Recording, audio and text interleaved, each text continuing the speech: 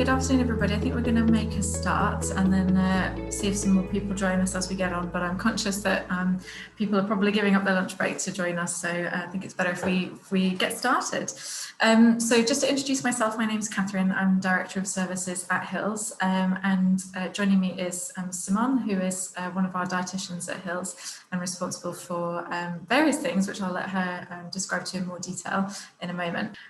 So we're just going to show a quick video by way of introduction, and then we'll get on with the service presentation for today before the question and answers. So Chantal, if you wouldn't mind starting the video, we'll start with that.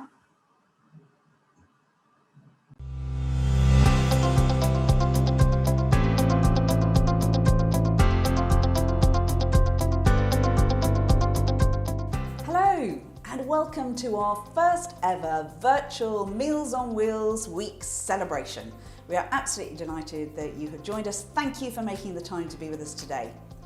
Going to hear about some of our services during the week, but in case you don't know about us, HILS is a charitable social enterprise set up with the support of Hertfordshire County Council and now supporting around 15,000 people every year, helping them to stay happy, healthy and independent at home. So we provide services in people's homes, we provide services in the community, we work in partnership with so many wonderful organisations, and we're going to tell you more about that today. Of course, if you've got any other questions, you can always contact us at any time, but thank you for being one of our partners, thank you for being one of our supporters, and I hope you have a great session today. I'm Margaret, and I enjoy my Meals on Wheels, which started when I was discharged from hospital about 18 months ago, and I've continued with it ever since. I can choose the meals I need and I can eat as much as I want, and I don't have the effort of going in the kitchen, spending a lot of time getting it ready, or washing it up. At the moment, we are facing a huge crisis in this country with regards to health and social care. And the problem is that everyone looks at the issues quite separately. My meal is usually delivered sometime between 12 o'clock and 1 o'clock. The people who deliver it are extremely pleasant people, and I feel they're always keeping an eye on me to make sure I'm all right. Our people and teams are the things which make us really special. Making sure that we all believe and really live our values is crucial. Every time one of our team members goes out and about and speaks to the people that we're serving, they are really taking warmth and goodness and happiness with them, trying to impact people's lives for the better. Hertfordshire Independent Living Service is open 365 days a year. We deliver in all weather conditions, including snow, rain, whatever. We will try our hardest to get to you. My role involves delivering meals. I have a really good relationship with the people that I go to on my rounds. So I enjoy having a little bit of a laugh and a banter with them, and obviously seeing them every day. They built from something which was a fairly basic commodity type product to something which looks at the holistic needs of the people they're looking after. They've increased their ability to be resilient financially, which obviously is a large part of what this particular award is all about, but also that they've increased the impact that they're having. Now, over the intervening 10 years, it hasn't all been plain sailing, and actually we've faced some real challenges, particularly when money is tight in health and social care, and where lots of other Meals on Wheels services have been axed. But we've weathered the storms, we've got through it, we've changed almost every part of our operation so that we can be more cost effective and so that we can run things better. We employ 200 people now, from 7 at the very beginning, and we love doing good and changing the world through social business. I think anybody in my position or anyone who has no support should be able to get Meals on Wheels if they want to have it, because at least they are receiving some form of support as well as the nourishment which they get from it. My real favourite is the apricot crumble, which is absolutely gorgeous.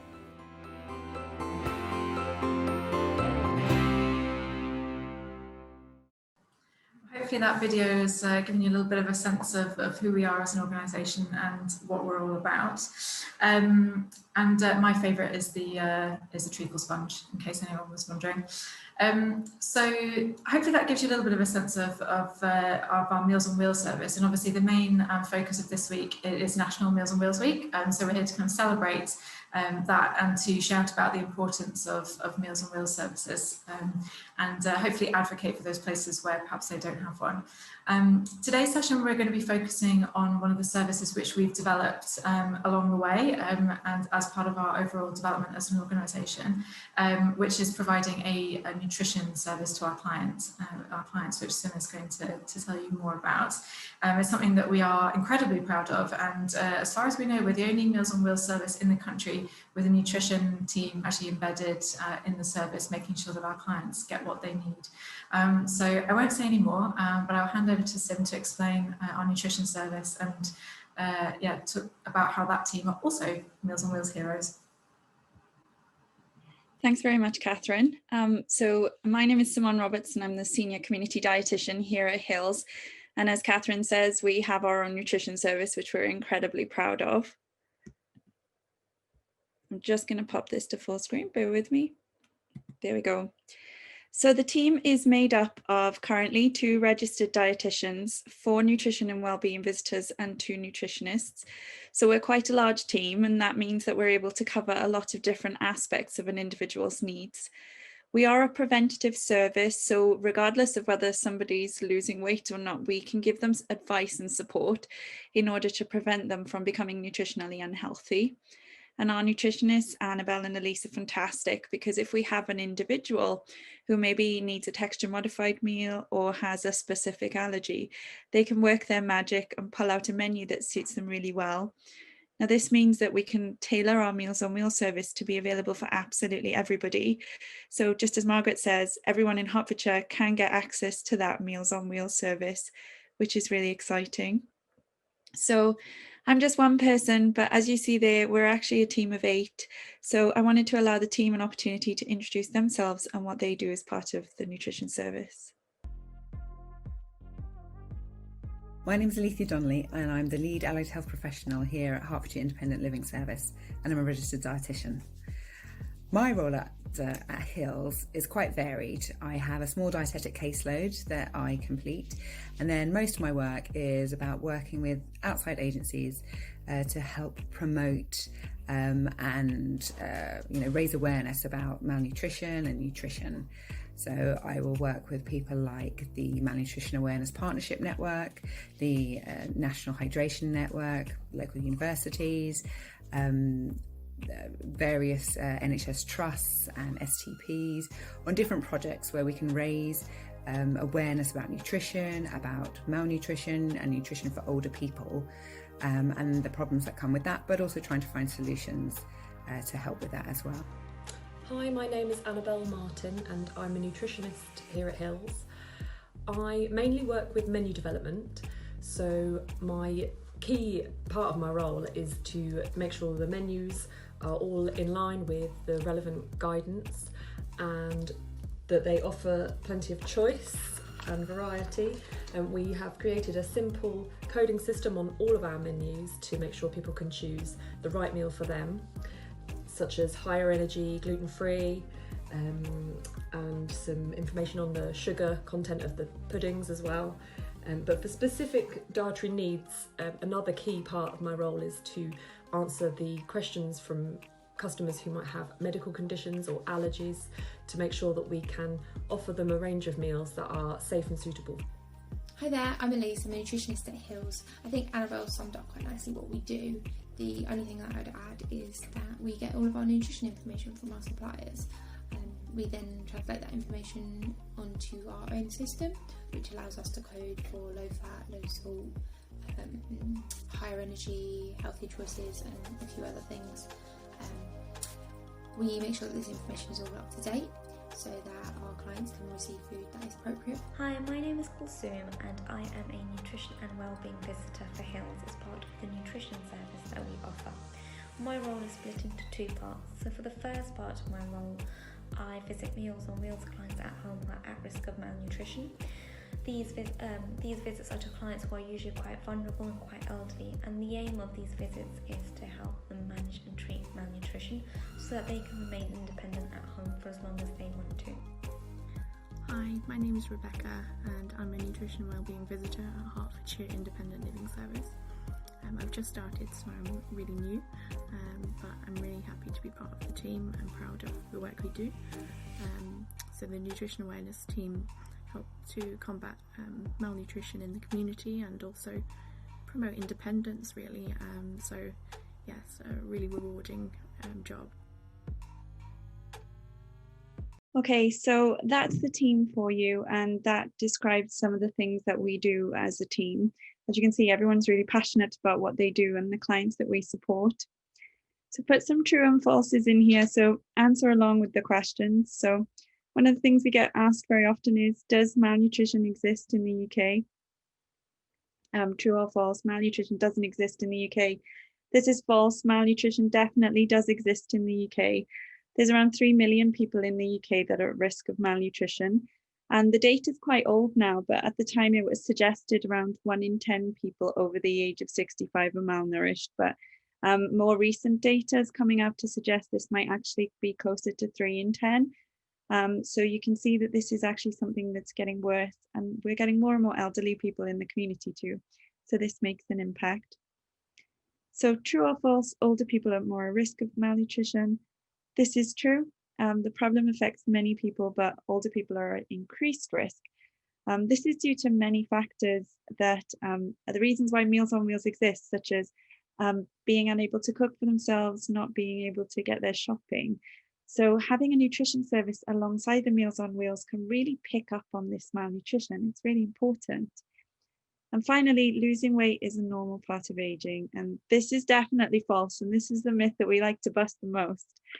So often people will lose muscle mass as they get older, and this means that they often have a higher fat mass. So losing weight is definitely not a thing as you get older, and unexplained weight loss can definitely be a sign of malnutrition. So I've talked a lot about malnutrition already today, and it is one of the fundamental reasons that the nutrition service exists. We really want to tackle malnutrition in the community in Hertfordshire. And a dietitian that worked with us previously, Michelle Dewar, did some fantastic research on the work that we did. And she found that 90% of clients improved or maintained their weight with the support of a nutrition service. So this is the work that we carry out. We support the people on our service to maintain or improve their weight, which means we're out there tackling malnutrition every day. And one of the comments that came out of the research is that Meals on Wheels services are in a unique position to support the management of malnutrition. This is really true. We're able to physically put a meal in front of the people that we serve. So, unlike some of my dietetic colleagues, I get to see really hands-on what people are eating, and that's really exciting because it gives me an opportunity to use the meals that we get from Appetito and adapt them so that they're getting meals that have higher calories or higher protein, or they're getting mini meals which might be suitable for them if they're on a restricted diet or their appetite just isn't great. So the service itself is a 6-month bespoke service. We undertake home visits which are face-to-face, or we can offer a hybrid pathway which offers virtual visits either by telephone or via an e-platform such as Zoom or Skype. We look at both nutrition and well-being, and both of them are just as important as each other. We're really, really fortunate that here in Hertfordshire, we're able to refer out to services such as AGK, Mind. We've got some fantastic links to our NHS colleagues as well. We've got Hearts Help on hand that help us out a lot. And all of these services can be really important because it might not just be about food. It could be that an individual is really lonely and they need some befriending support. And this is the reason that they're not eating so well and therefore losing weight. We can also send out some referrals to some of the specialised services. If we get a referral to someone who maybe has diabetes that is not under control or a recent diagnosis of cancer, we can work with our colleagues both in the NHS and the private sector. And so having that holistic approach is really, really important to us. And it's a big part of what we do when we visit people and find out how they're doing in their daily life. And we're also really fortunate that when we do find someone who's at risk of malnutrition, we are able to give them free nutrition boosts to support their weight. Now, these nutrition boosts are calorie and protein dense, so they really do tackle that malnutrition side of things. They're not just there to be snacks, they have a real purpose to them and a science behind them as well. And we've chosen them really, really carefully. They're very popular with our clients, but what they allow us to do is we enable and empower them to take on their own care. So over the period of that 6-month service, we're able to educate them on ways that they can manage their own weight, support them to find services that can help them with shopping if that's part of the problem, adapt their Meals on Wheels service to suit them the best, and introduce new services like befriending that can help them with some of the social aspects of malnutrition. So by the end of the 6-month service, we hope that people feel so empowered, so enabled and so independent that then they can continue to do that excellent results that we've seen previously. And we do see some excellent results. And I visited a client on Friday who's managed to gain 1.5 stone since she came out of hospital.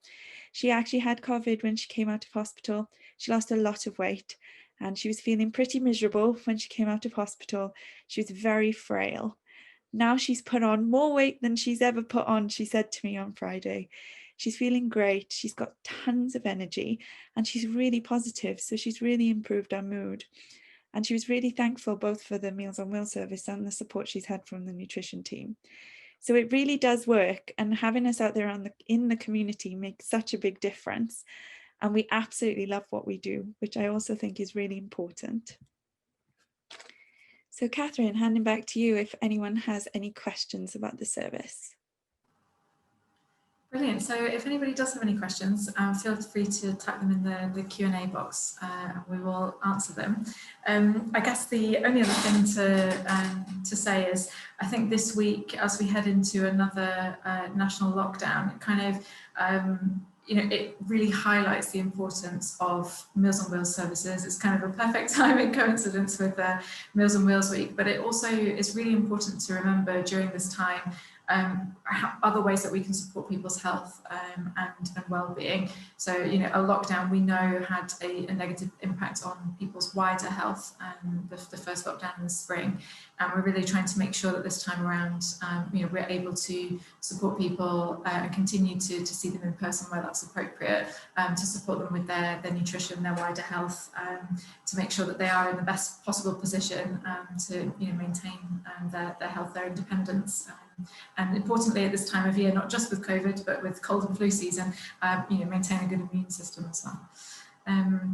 So, yeah, are there any questions from anybody? There's always a brief delay here where people type.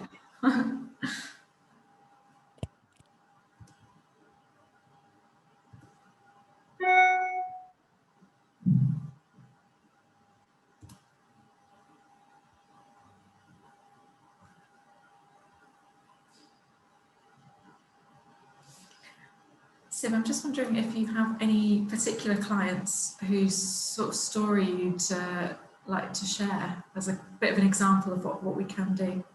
Yeah, definitely. We've got a really wonderful gentleman that actually was our client of the season for this season. And what we do is we reward our clients who really engage with the program and do particularly well. Now, it doesn't have to be gaining lots of weight because that isn't always possible, but they might slow down their weight loss or they might just maintain their weight. And this particular gentleman, he's a very elderly gentleman in his 90s. He's very fiercely independent, but he does struggle sometimes. However, he likes to cook 2 fried eggs to go with his Meals on Wheels every day. And now he's cooking 2 tomatoes. But the biggest challenge with this gentleman is he actually has a stoma bag. Now, this means that he stops eating at 4 o'clock in the afternoon. Otherwise, he's up overnight emptying his stoma bag. And he's very used to this. He's done this for many years. But that means that we have to squeeze all of his nutrition into a really short period of time. To add to this, one of the best things we use for malnutrition is milk, and he can't have milk. So this means that we have to look for other options. So between us, we found out that some of his favorite foods included peanut butter. He really enjoyed butter, which he'd been told to cut out, which we definitely put straight back in. He also really enjoys nuts and dried fruits and some of the other things he was a bit cautious about. And between us, we managed to get him to maintain his weight, and he has gained a little bit of weight. And he's also working with our active aging service. If you haven't heard them speak, you should come hear them speak as well, to increase his mobility, and he's doing really well. He's really happy with his independence. He's actually able to go into his garden for the first time again because he's feeling strong enough. And best of all, we've introduced marshmallows. And if you guys don't know, if you have a stoma bag that's loose, one of the things that can support this is marshmallows. And so now marshmallows are his absolute favorite foods, and jelly babies too, because they work the same way. So he's probably one of the most recent ones that's done really well. And it's just him working hard and doing what he does every day, and taking the tips that have come from the nutrition team. So he's a lovely gentleman. Brilliant. Who would have thought that you'd have your dietitian prescribe you marshmallows? I'm just thinking, Tim, the other thing that I think would be interesting for people to understand is, like, why do we try and tackle malnutrition in the first place? What kind of issues does it have for people, and why are we so keen to prevent that, 3 in 10 people from being malnourished? Yeah, definitely. So malnutrition isn't just about weight loss. Malnutrition leads to lots of other different things, such as increased risk of falls, increased risk of infection. You don't heal as well if you do get an infection. It also leads to pressure areas and pressure wounds. So this is open areas of skin on the body. These often get infected as well. You're at significantly higher risk of low mood. And then mortality, of course, death is the worst part with malnutrition. So it's just a spiral, really. And if someone becomes malnourished and it isn't tackled and it isn't treated, it's just a downward spiral. So it's really important, and it's really easy to remedy. So introducing things like skim milk powder, whole milk instead of semi-skimmed milk, cheese, which is great. We love adding cheese to everything, sticking on everything. It's great for malnutrition. Nut butters like peanut butter. It's really simple tools, and often things that people have had when they're younger as well, that they can reintroduce back into their diet. So yeah, malnutrition is not fun. It's definitely a big problem in the UK, and I do think that it will continue to grow as our populations get older and older, as we get more elderly, and particularly our old, so those people over the age of 80. And Meals on Wheels services need to be grown across the UK to tackle malnutrition, and that's really important. So that's a kind of perfect segue to why we're talking about our other services during Meals on Wheels Week, that we feel it's really important that these add-ons are really contributing to making sure that people are healthy and independent and happy and able to continue living at home with the support that they need, and prevent them from becoming more unwell. So I've just seen a question come in. Do you feel that GP practices are fully aware of the nutrition service? I don't think necessarily our GP practices are, but definitely a lot of our referrers are. So we don't often get referrals from the GP practices themselves. We generally get them from the occupational therapists at the hospitals, often from community matrons, social workers and carers, as well as obviously clients themselves and their family members.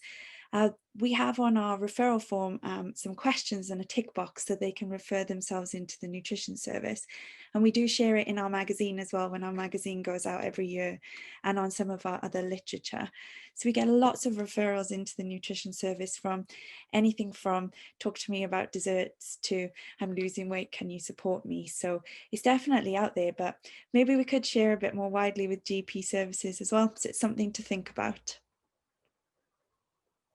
I guess the only other thing to add is that this service is only available for people who are receiving Meals on Wheels from us. So if we make people overly aware of it, we might get referrals that we can't support. But of course, that's why our NHS colleagues are there to pick up those clients as well. So there's another question that's just come through. Do you have any involvement with family carers?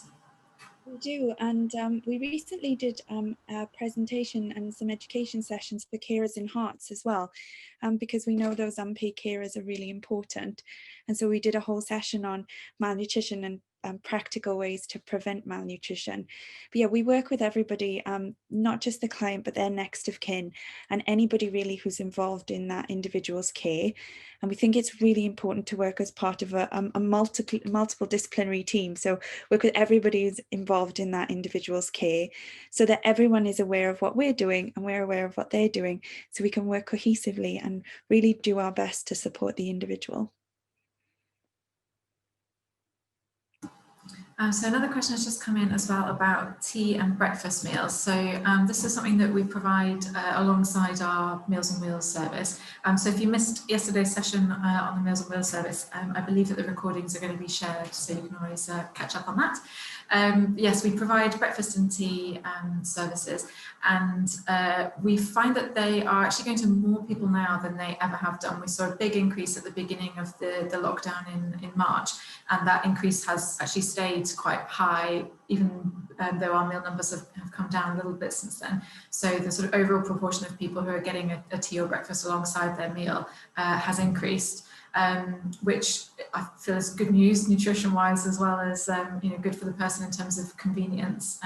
We did have a dietitian who worked with us a few years ago who did some research for her master's, which showed that people who also received a tea pack as well as their main meal at lunchtime had better nutritional outcomes, which seems fairly obvious, but it's about overcoming those barriers that Sim was talking about before, about accessibility of food, and that if you bring something to someone, put it in front of them, they've chosen foods that they like, they know how to add to it if they need to. That all contributes towards people's overall nutritional well-being. So just to give you a sense of numbers, in September we did 6,400 tea packs. Back in April, that was 7,400. So it's come down a little bit, but it's still an awful lot of extra food. And just to add to that, something that's really, really exciting is today we're actually going to be trialing our first texture modified tea pack. So this is a tea pack for an individual who needs to have pureed meals. So these are meals that are completely pureed. And so we've decided to give this a trial because we know that individuals who are on texture modified diets, they find it really challenging to find things, particularly around tea, if they're on their own or maybe they have an elderly carer. So we're actually going to trial it, and they're trialing scrambled egg on toast, which will be pureed, and pureed apple cake, which will make such a difference to them. And the carer is going to heat it up for them. And it just means that just like everybody else, they can have a sandwich. So it's really exciting, and really, really looking forward to seeing how this trial goes, and if we can maybe share that more widely with people.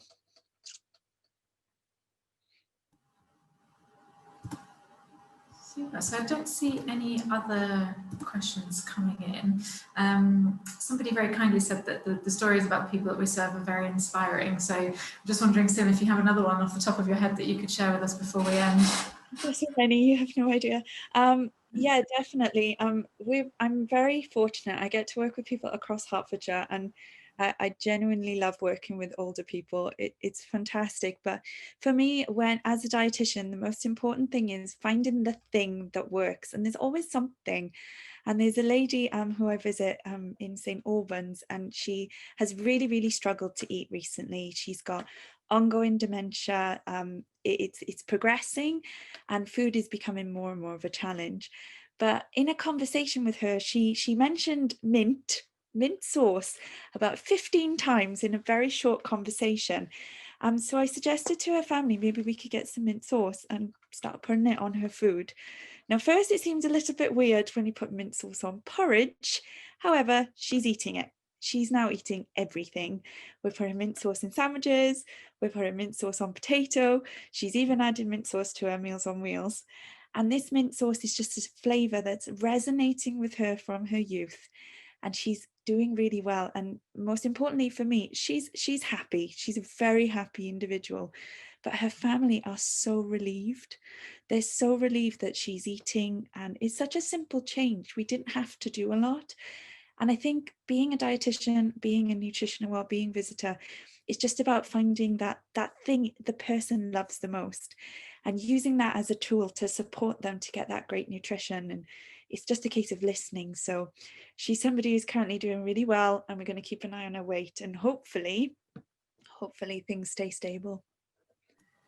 That's a brilliant example, and again, another thing that you wouldn't necessarily expect a dietitian to prescribe you mint sauce as well. But we are super keen, as Sim said, to find something that really works for people, that takes into account who they are as a person, and obviously mint sauce must have a special memory for that lady, and that's why it works. Whereas the alternative is, if someone's losing weight, to prescribe oral nutritional supplements, which are little bottles of plenty of calories but not much fun. They're very expensive for the NHS to prescribe, and also they often don't work because people don't drink them because they don't actually like them very much.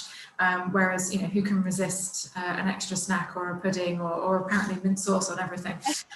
So that really works, focusing on real food for people rather than supplements, and figuring out what it is that's going to work personally for them, so that the service is completely personalised around them to make sure that it does have the outcomes that we want it to have, and that we support people to stay well.